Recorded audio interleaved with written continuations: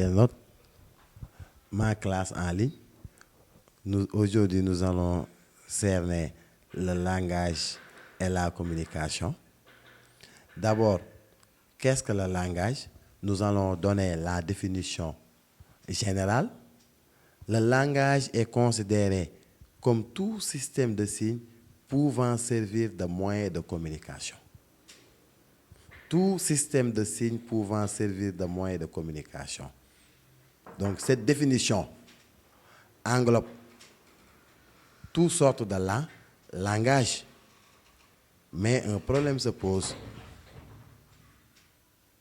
Nous allons particulariser le langage humain. Le langage humain est la faculté qui permet à l'homme de s'exprimer et de communiquer. L'homme est le seul animal sur Terre qui est capable de parler.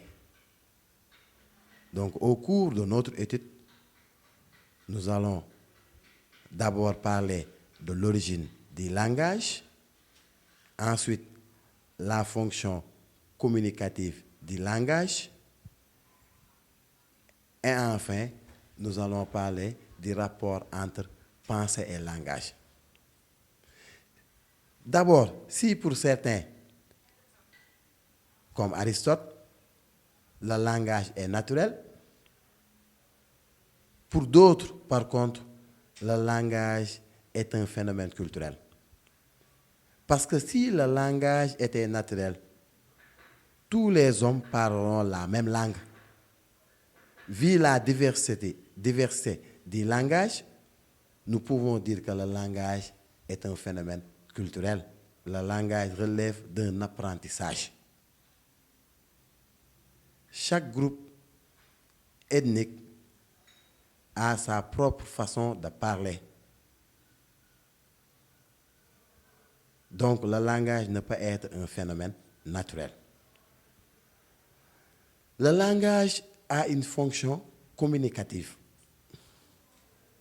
laquelle, celle de véhiculer la pensée. L'objectif du langage est de véhiculer la pensée. Le langage est important. C'est un moyen d'expression. Il permet à l'homme de s'exprimer et de communiquer. Et de dominer. Le langage est un moyen de domination. Donc, il est un outil fondamental dans la communication. L'homme véhicule sa pensée à travers le langage.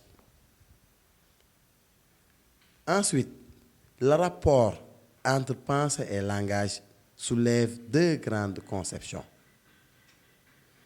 Si pour certains penseurs, la pensée précède le langage, d'autres soutiennent le contraire. Si pour certains, comme Bonal, l'homme pense sa parole avant de parler sa parole. Car le langage trahit toujours la pensée.